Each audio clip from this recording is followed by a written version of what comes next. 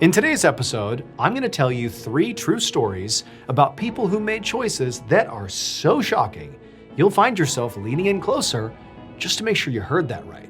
But before we get into those stories, if you're a fan of the strange, dark, and mysterious delivered in story format, then you've come to the right place because that's all we do, and we upload 2, 3, even 4 times every week.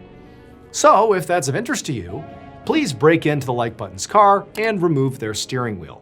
Also, please subscribe to our channel and turn on all notifications so you don't miss any of our weekly uploads. Okay, let's get into today's stories.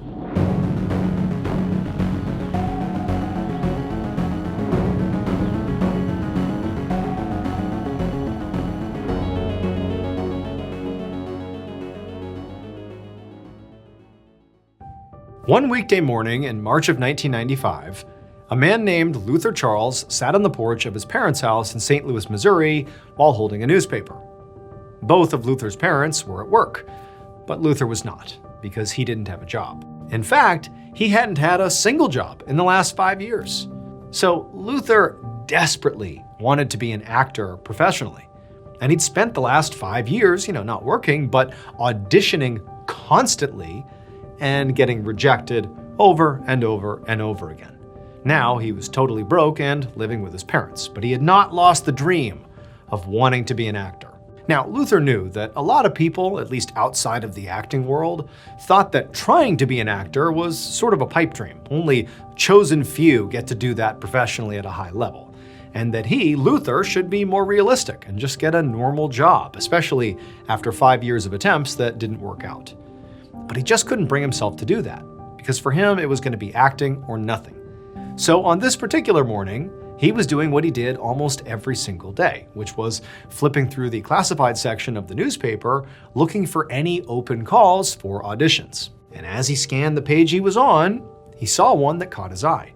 It was for a musical that was being produced several hundred miles away in Ohio, but they had an open call for auditions that night.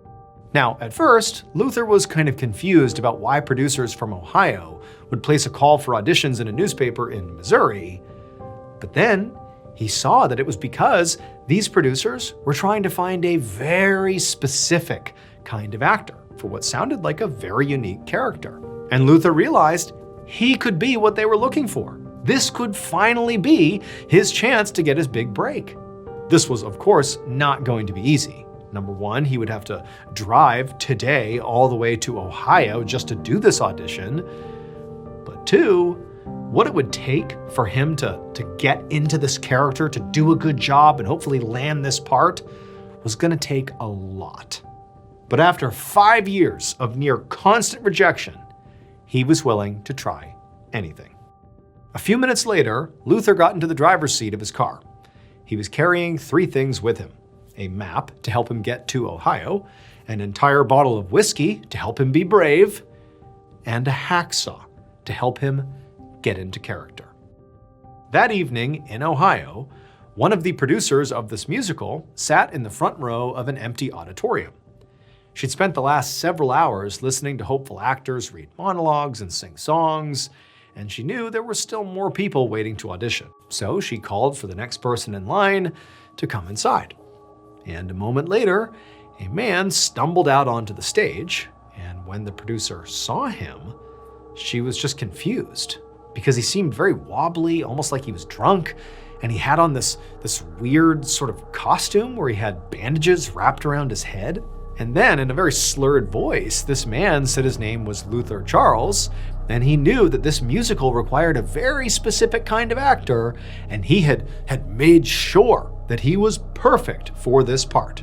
The producer didn't understand what Luther was talking about, though. But before she could clarify, Luther, on stage, began unwrapping the bandages from his head. And when the producer saw what was underneath them, she began screaming for help. It would turn out that casting call in the newspaper that Luther read that inspired him to go here and do this contained a very unfortunate typo. What the producers of the musical were looking for were genuine, fearless actors. But what actually got printed was a call for, quote, genuine, earless actors.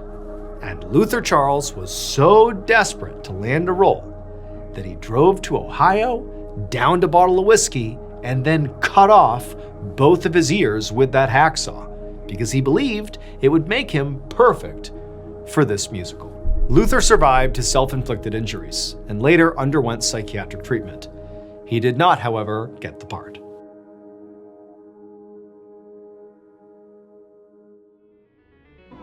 BetterHelp is the paid partner of today's video. The strangest part isn't coming home. It's realizing you came back, but your mind didn't. You're trying to move through life doing everything right, work, family, responsibilities. But small moments feel off, and later you're left thinking, what's wrong with me? I also went through these exact same feelings when I left the military. My mind was very conflicted because the world sort of expected me to be normal, but it was like my nervous system still expected danger all the time. Trauma doesn't stay back there. It rewires you. It changes how you react, how you trust, how you love. But therapy can help break that pattern. BetterHelp makes that support easier to access. You fill out a short questionnaire and get matched with a credentialed therapist in as little as a couple of days. If it's not the right fit, you can switch anytime. Join the 6 million plus people who have gotten help from BetterHelp, the platform you can trust. Click the link in the description or go to betterhelp.com/MrBallen and get 10% off your first month of therapy.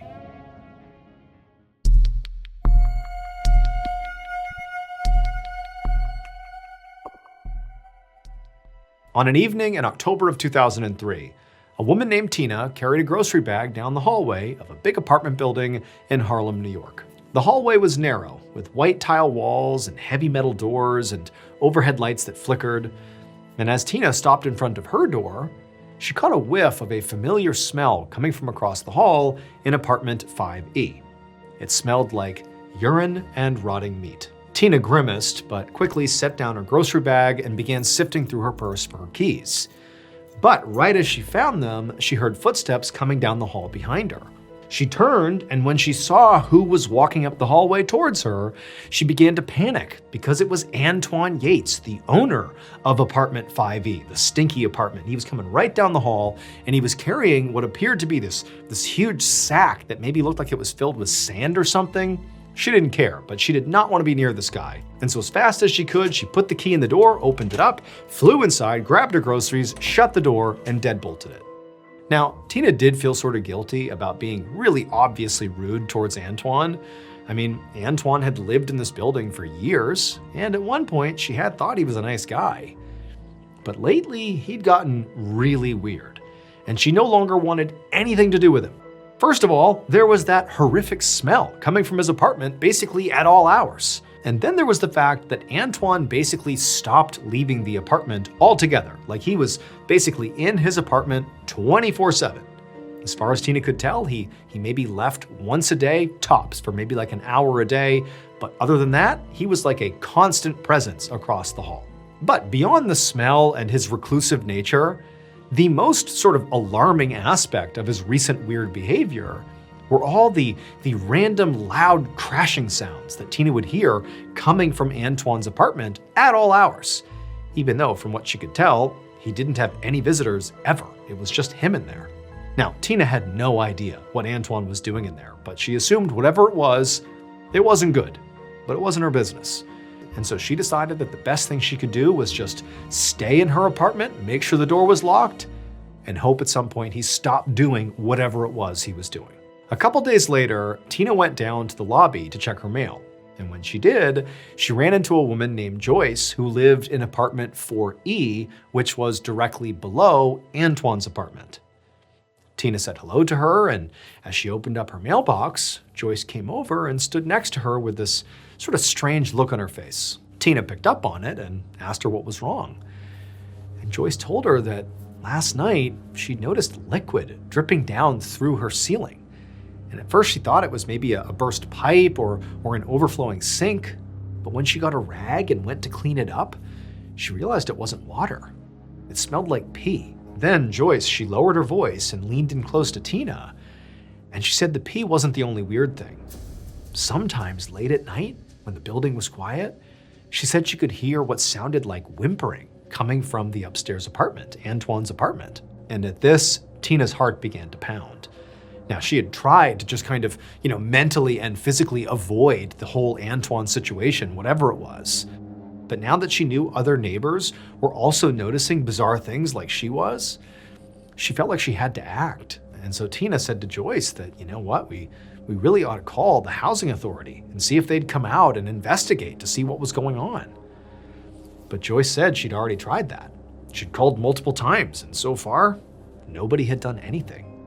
So Tina told Joyce that, okay, well, let's all get together, all the other neighbors, and go to the housing authority as a group. And maybe then they'd be taken more seriously. Joyce liked the idea, so the two women exchanged numbers, and then Tina went back up to her apartment. But the next day, before Tina had time to chat with any more neighbors, she came home from the store and walked into the lobby of the apartment building, and she saw Antoine on the floor of the lobby screaming in pain with two police officers huddled over him. He had these gaping wounds all over his arm and his leg, and there was blood all over the tile floor. Tina didn't know what to do, so she just hustled right past them through the lobby, made her way upstairs, and got inside her apartment. But once she was inside, her curiosity got the best of her, and she ran to the window to see if there was anything going on outside that could begin to explain what was going on with Antoine. And outside, she saw an ambulance pull up, and then moments later, paramedics loaded Antoine into the back of it, and they took off. After that, Tina basically sat there expecting any moment for the police to come barreling down the hallway and break down Antoine's door, apartment 5E, to finally put an end to whatever was happening inside of there. But she sat there waiting for an hour, and she didn't hear anything. And then finally, after, about an hour, she saw those two police officers from the lobby get back in their squad car and drive away. Tina was shocked. She had no idea what happened to Antoine, but she also couldn't conceptualize of what Antoine would have told those officers that would make them think they should just leave without checking his apartment. And so Tina felt like she couldn't just sit here and do nothing, like somebody needed to go in there. Tina didn't know if maybe Antoine was hurting someone in his apartment and they had finally fought back, that's why he was all cut up, or maybe if he was involved in some kind of violent criminal activity or what, but it was clearly never going to end unless she spoke up. So, as much as it terrified her to get involved here, she picked up the phone, called the police, and told them everything she had seen and heard. The next day, Tina was coming home from work when she saw this huge crowd gathered outside her apartment building. Hundreds of her neighbors were just standing on the sidewalk looking up at the side of the building. And when Tina looked up, she saw what they were watching. A police officer was rappelling down the side of this building from one of the upper levels, and with him he had this big rifle and some other huge weapon, and he was slowly making his way down. But then he eventually stopped right outside a 5th floor window. And Tina realized he was stopping outside of Antoine's window. That was his apartment. And so Tina and the others watched as this officer began to tap on the glass of the window. And then there was this huge explosion of glass that flew outwards, like the window had broken, but from the inside going out. That officer immediately raised his rifle and began firing into the apartment while also signaling to the police officers above him, leaning out of another apartment to pull him up. And they immediately began pulling him up. And then a few minutes later, a half dozen more police officers came running out the front door of the apartment building, and they were carrying this massive tarp between them, with something obviously very heavy and large inside of it. Now, none of this made any sense to Tina, until the officers passed by her and she caught a glimpse of what was in the tarp. It would turn out Tina and Joyce were right to be suspicious of Antoine. But it wasn't because he was a violent criminal who was secretly hurting people in his apartment. No, his secret was actually much weirder. Antoine had a very strange pet. Specifically, he had a 400-pound tiger named Ming, who had been living in Antoine's apartment for years. It slept in one of his bedrooms with a giant sand pit. It peed basically everywhere, and it lived off raw meat. Antoine's horrible wounds that day were caused by Ming biting him when Antoine tried to stop the tiger from pouncing on one of his other pets, a stray kitten that he had taken in. As for Antoine and Ming, they both survived this encounter, Antoine was ultimately arrested for reckless endangerment, and Ming, who was just tranquilized during that exchange with the police officer, was carried out of the apartment and taken to a sanctuary in Ohio. Also, that stray kitten survived the attack as well.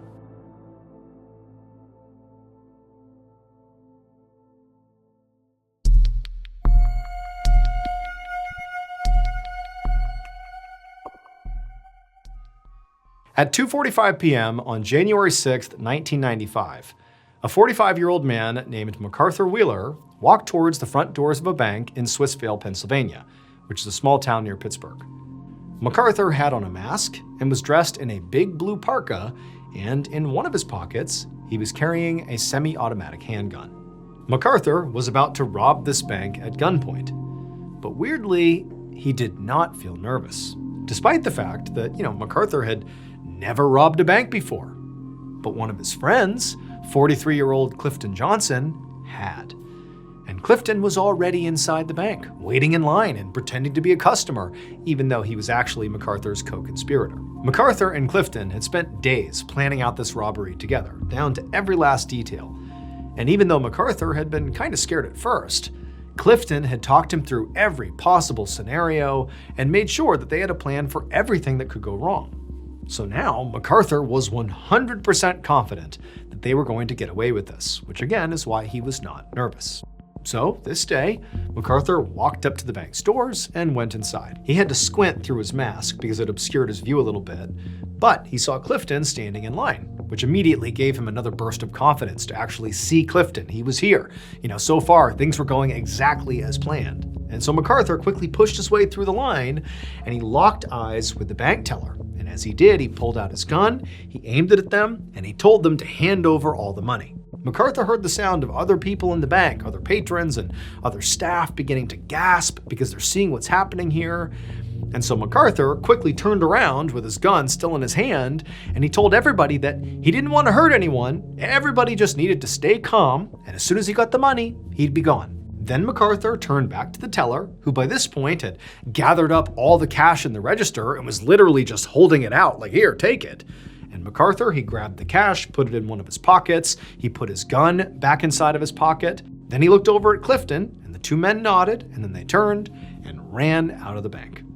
About 3 months later, in the early morning hours of April 20th, 1995, MacArthur was sleeping inside his apartment just outside of Pittsburgh. After the robbery, he and Clifton had escaped with a little over $5,000, and they'd gone their separate ways in order to lay low. So they weren't really in contact, but to MacArthur, it seemed like everything had worked out perfectly, because here he was, still a free man with all this cash. And the cops hadn't even shown up once to question him. But on this particular night, a pounding on MacArthur's door woke him up. And he bolted upright in bed, and he heard somebody yell at him to open up, because it was the police. Now at this point, MacArthur was definitely nervous. However, he sort of calmed himself down and told himself that right now his best option was just to play it cool. Because even if the cops suspected him in that robbery, there was simply no way they could possibly prove he'd actually done it. He'd been wearing a mask and a huge parka that totally obscured his identity. So MacArthur, he got out of bed and he walked over to the door, he opened it up, and sure enough, there's all these police officers standing in the doorway. And MacArthur pretended to act confused and asked them, what's going on here? And that was when one of the officers told MacArthur he was under arrest for armed robbery, and then showed him a printed photo from one of the bank's security cameras, and clear as day, there he was. So this photo clearly showed MacArthur's face. Every detail was perfectly visible. It was him, for sure. He didn't even look like he was wearing a mask. But MacArthur couldn't wrap his mind around how this was possible. He looked from the picture up to the cops and just said, "But I wore the juice." It would turn out the mask MacArthur was wearing during this robbery was not a ski mask or a Halloween mask or really a mask in any traditional sense of the word. What MacArthur and his co-conspirator Clifton had both done, and what they truly thought would disguise their identities completely, was rub lemon juice on their faces. They believed that lemon juice would essentially act as a mask and make them literally invisible to security cameras. Unfortunately though, lemon juice does not make you invisible. And so once the police accessed the bank's security footage, they saw clear as day MacArthur and Clifton committing this crime, and they arrested them both. Clifton was sentenced to 5 years in prison for armed bank robbery, and MacArthur was sentenced to 22.5 years. But this was not the end of the story, because Clifton and MacArthur's ridiculous crime made headlines. And before long, a professor of social psychology at Cornell University read about it, and it made him realize something. The fact that MacArthur literally believed lemon juice would make him invisible, and he acted on that knowledge, or that supposed knowledge, to commit this crime, and then was shocked when it didn't work, that suggests a level of stupidity that is just exceptionally high. So high that this professor began to wonder if maybe MacArthur is so stupid, he actually doesn't understand how stupid he really was. And so this led the professor to research this idea, and he ultimately established a new psychological concept that we now call the Dunning-Kruger effect, which essentially says that the more incompetent a person is at something, the less likely they are to recognize their own incompetence. Basically, the dumber you are, the more confident you become.